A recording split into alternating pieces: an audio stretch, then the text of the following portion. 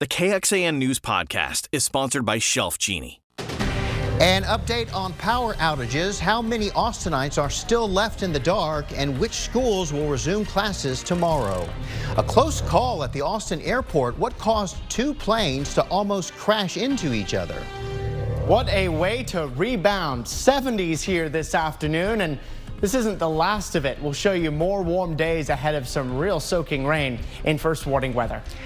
Good afternoon, everybody, and thank you for joining us. I'm Mike Rush. Thousands of people in Austin are still without power, many of them going on day 6. And Austin Energy still does not have a timeline for when it will be fixed. Today, officials gave an update on the recovery, saying that workers were able to restore power to more than 34,000 customers since yesterday afternoon.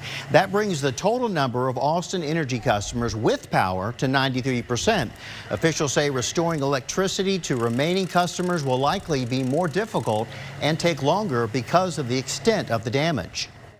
Still dealing with hurricane level devastation. The biggest outages have been restored. Those are where the ice and vegetation damage whole or entire circuits. We are now focusing on the most complicated restoration efforts, the smaller outages with unique damage like you can see behind me, and the pace of restoration is slow and steady. The challenge is great. So here's an update on the power outages in the Austin area. There are 35,000 Austin Energy customers still in the dark this evening. Austin Energy says it is unable to provide a specific time estimate for system-wide restoration, but hopes to have an update by tonight.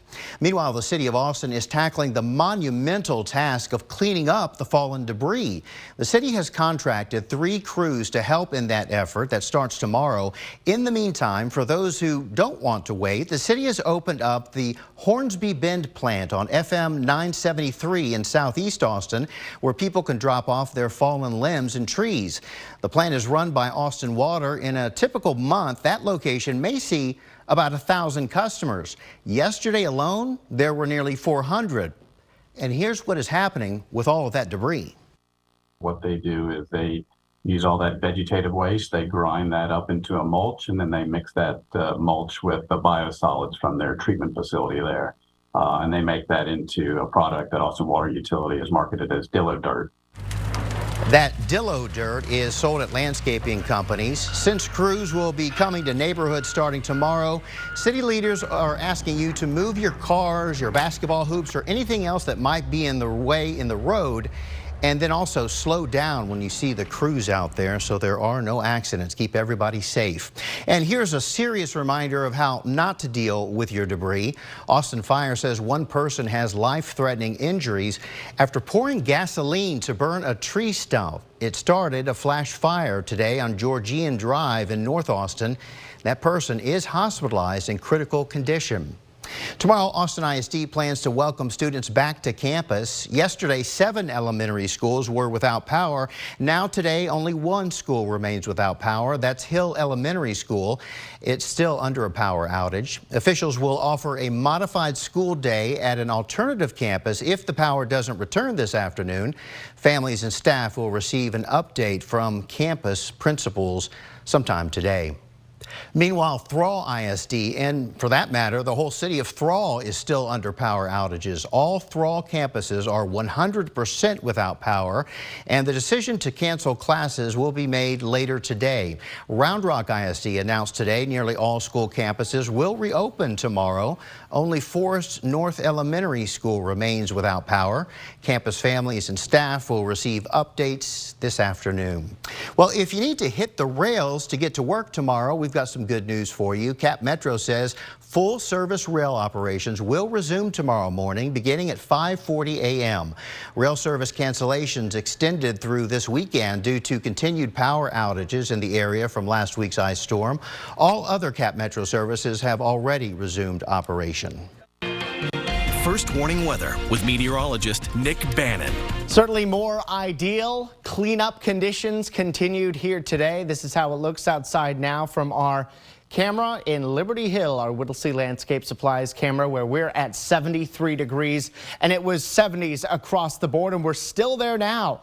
Low to mid 70s, even some upper 70s in the hill country, although these numbers should cool off. This is a good 10 to almost 20 degrees warmer than we were this time last evening. So truly incredible weather here today, certainly made for aiding the cleanup and the continued restoration of power in the area. Clouds and radar is completely clear. We expect you stay clear through at least 9, then just a few clouds as we approach 11, as temperatures stay reasonably mild in the 60s before dropping into the 50s here by 11. Coming up in first warning weather, we've got more 70s, not just today, but a few more days of this to come. We'll highlight that ahead of our next storm, which is arriving on Tuesday and continues to Wednesday. We'll time out the heaviest rain as well as the severe weather and flash flooding risk. We'll give you an update to that in first warning weather. Thanks, Nick. We have some sad news to pass along to you. A child is dead and an adult is injured following an auto pedestrian crash in North Austin. It happened yesterday afternoon on North Meadows Drive. Austin Travis County EMS says the child was declared dead at the scene and an adult was taken to Del Seaton Hospital with serious injuries. This is a developing story. Not a lot of details available now. You can stay updated by clicking on this story at KXAN.com. The city of Austin announced this week that it will receive a nearly $23 million grant from the U.S. Department of Transportation to make our streets safer. The city says Austin Transportation plans to implement safety improvements at more than 60 locations. At least half of project funding will be used for underserved communities. Improvements could include things like traffic signal installations, high visibility crosswalks, added turning lanes, and other changes. The Federal Aviation Administration is looking into a near collision yesterday at Austin's airport. The FAA said that a FedEx flight had been cleared to land on the same runway that a Southwest flight was cleared to use for departure. Officials said the FedEx plane discontinued the landing and the Southwest flight departed safely. Very, very close call in that one. Meanwhile, a fire at Bush Intercontinental Airport in Houston delayed flights and forced passengers and employees to temporarily evacuate a terminal. According to United Airlines, the fire was reported early this morning in an employee locker room in Terminal C. The airline says 23 of its outbound flights were delayed. Firefighters put out that fire and everything is back to normal. Nobody was thankfully hurt. Classified documents and how they're handled by U.S. officials. What one Navy vet says about guarding classified information. And a daring cliff rescue out in California. How far one woman's vehicle fell before she was rescued. As questions mount over the handling of classified documents by current and former U.S. officials, we are taking a closer look at how government secrets should be protected. NBC's Alice Barr sits down with a former Navy submarine officer who was charged with guarding classified information and a national security expert for context on how officials are expected to handle this information. I loved the Navy. For Jimmy Jones, a trip down memory lane is more like a deep dive. That was my first submarine. The retired Navy lieutenant commander spent more than a decade on nuclear missile submarines with the mission To go to sea and remain undetected. As part of his duties, he kept close track of any classified documents on board. And I would have to inventory them and provide secure storage. When people needed those documents, they would be signed out, take it back, log it back in. So when he started hearing about classified material found in the homes of a sitting and former president and vice president, he had to wonder. How did this happen? I mean, someone must be accountable. If you're at the Department of Justice. It's a question Aram Gavour has been pondering too, a national security expert and associate dean at George Washington University Law School. He teaches about protecting government secrets. It's a real big problem for a sitting president, the person where the buck stops at their desk, to have that problem. The classified documents found at President Biden's home and former private office date back to his time as vice president and as senator. Current senators have questioned how sensitive papers made it out of secure areas known as SCIFs. They always ask, are you clean when you walk out? They want to make sure you're not carrying anything out. Gavor says presidents and vice presidents operate differently and classified materials can travel with them. The president essentially has a skiff following him wherever he is so that he can make the necessary decisions that's needed. Staff members are tasked with managing the materials, but that mobile model increases the likelihood something will get shuffled into the wrong place and then packed up at the end of a term instead of being returned to the National Archives as required. With separate special counsels now investigating President Biden and former President Trump's handling of classified documents, Gavor says when they knew about the materials and how they responded will be critical. Former President Trump appears to have resisted repeated efforts to recover roughly 300 classified documents. The special counsel will have drastically more information, but I will say generally, obstruction of justice is a federal crime. We're in Nokesville, Virginia. Back with Jimmy Jones, he long ago traded submarines for saddles. Feels like a different world, but this is a good world. But while his life is now in the countryside, he still wants to know the country's most sensitive secrets won't fall into the wrong hands. Alice Barr, NBC News. Check of pollen and mold is up just slightly over yesterday, but not too much change there. The temperatures, though, were way up from the low to mid 60s yesterday, 75 today. And we've got more warmth ahead before some soaking rain and storms cool us off a bit. We'll take you through that in First Warning Weather. This KXAN News podcast is brought to you by Shelf Genie. I'm Rosie Newberry from KXAN Studio 512. Considering replacing your kitchen cabinets? Struggling to find or reach things? Go to shelfgenie.com/Austin. Shelf Genie designs custom pull-out shelves for your existing cabinets, adding convenience and value to the most used room in your home. Shelf Genie custom pull-out shelves, everything in reach. The Los Angeles Fire Department rescued a woman after her vehicle fell 100 feet down into an embankment yesterday afternoon. The woman suffered serious injuries, and due to the severity of the terrain, emergency crews had to hoist her from the scene to an air ambulance. Following the rescue, crews remained at the scene there and worked to stabilize the vehicle, which was resting against a tree. Scary situation. First Warning Weather with meteorologist Nick Bannon.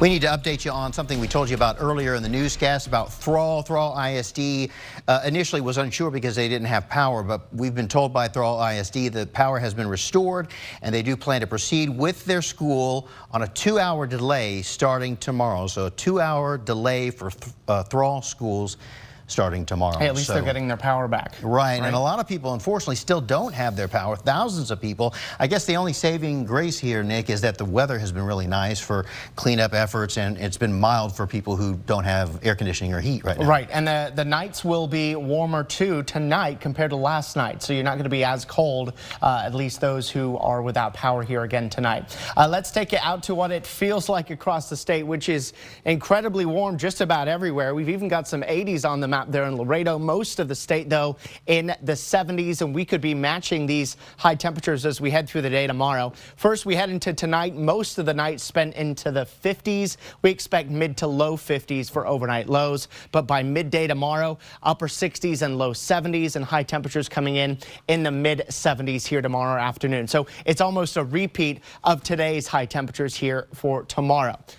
Even Tuesday, 70s, but we do have a cold front coming in later in the day, and that'll be bringing some rain with it too, knocking down temperatures briefly into the mid 60s on Wednesday, but then temperatures already starting to recover to almost 70 here as we head into Thursday. Not many clouds across the state, but just like last night and this morning, we expect clouds to thicken back up and fog to develop by the time you wake up. In fact, I wouldn't be surprised if there's way more cloudiness and potentially some thicker, more widespread fog as we begin your Monday. So maybe set the alarm a little bit early tomorrow to take the kids to school and for you to go to work, because the visibility looks like it might be rather low in some places and possibly some areas of dense fog. These clouds last a little bit longer through the morning, but I still expect that by Monday afternoon the sun is out. It'll be a breezy, warm second half of the day as temperatures jump into the mid 70s. Then we head into Tuesday as the wet weather starts to arrive. It's generally light, spotty showers Tuesday morning. The showers get a little more numerous showers in the afternoon and evening,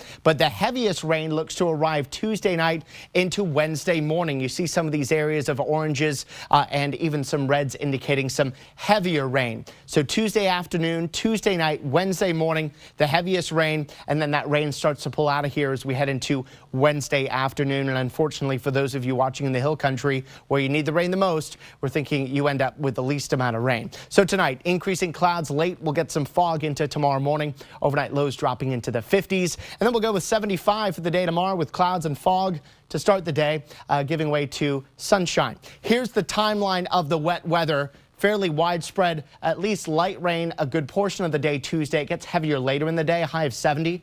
80% chance of measurable rain during the day. That jumps to 90% Tuesday night and a 60% chance of rain for Wednesday morning before that sun comes out in the afternoon. These rainfall expectations have unfortunately dropped, especially west of 35, less than a half an inch, but a half inch or greater for those of you east of 35. The flash flood threat has also dropped, but we still have a marginal 1 out of 4 risk for Austin and Northeast. We've also introduced a severe weather threat southeast and east of Austin, a 1 out of 5 risk there. Main concern for some gusty, potentially damaging winds Tuesday night into Wednesday morning. By Wednesday afternoon, we're drying in the 60s, upper 60s with sunshine Thursday. A stronger but drier cold front drops us into the 50s for Friday. And then next weekend, we're warming back through the 60s again. This is KXAN Sports, brought to you by Thomas J. Henry. The Dallas Mavericks are the talk of the NBA with reports of their latest trade involving one of the most controversial and talented players in the league. According to multiple reports, Kyrie Irving is going to Dallas. The Mavericks have traded Spencer Dinwiddie and Dorian Finney-Smith to the Brooklyn Nets for Irving, 2 second-round picks, and an unprotected first-round pick in 2029. Irving is 11th in the league in scoring. He averages 27 points per game. His presence will certainly give the Mavs the most talented backcourt in the Western Conference with Irving and Luka Doncic. So let's take a look at the standings right here where the Mavericks currently are in the West. Dallas in 6th place right now behind the Phoenix Suns, not shown in this, but the Clippers in 4th. This is a move, obviously, in which Dallas, with a 28-26 record, trying to jump up a few spots there with Irving and his talent. They'll face the Utah Jazz tomorrow night without Luka. Still no official word from the team on this trade. All right, college basketball. Texas was 1 win away from their 20th of the season. They earned win number 19 on Saturday in a comeback effort over Kansas State. The Wildcats led by 14 in the first half, but the Longhorns surged in the second, outscoring the Wildcats 44-30. Texas got great performances from Jabari Rice, who scored 14 points and pulled down the team-high 10 rebounds. Christian Bishop scored 14 off the bench. And it was the kind of game in which Texas showed they're a top 10 team. Now they've got another team they've got to get ready for who's in the top 10 tomorrow.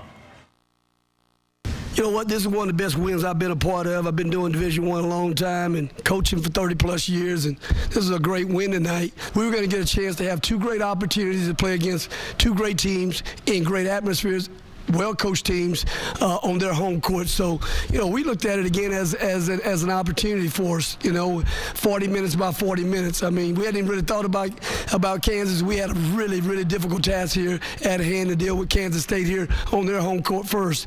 We'll enjoy this for one night. That's right. It will just be one night. Texas is going to now have to face the 8th-ranked Kansas Jayhawks right below the Wildcats. Kansas is coming off of a 15-point loss to Iowa State, so they'll be hopping mad. Tip-off is tomorrow at 8 o'clock. We're back. The UT women's basketball team has battled their share of adversity throughout the season as they were ranked high, then fell out of the top 25 for a while. Well, they're back ranked and they're starting to soar as they are now on a 5-game winning streak. Texas had to pull off a comeback effort at Allen Fieldhouse against the Kansas Jayhawks, but they accomplished the mission, led by Deanna Gaston's 24-point and 7-rebound effort and aided by Sonia Morris and her 17-point performance. The Longhorns were able to complete the comeback mission and defeat the Jayhawks by 3. They're still learning and they're still figuring it out. But players like, Shaylee and Sonia, I mean, those kids are so much better today than they were a month ago, 2 months ago, 3 months ago. They're trying to play hard defensively and do what we want to do. It's fun for me because I see it. And if I can get them to play at our very best by the end of February and March, this team will have a chance. Yep, that's right. Next up for them will be Texas Tech rivalry game coming up on Wednesday, so that'll be a good one at the Moody Center. All righty. Thanks, Jonathan.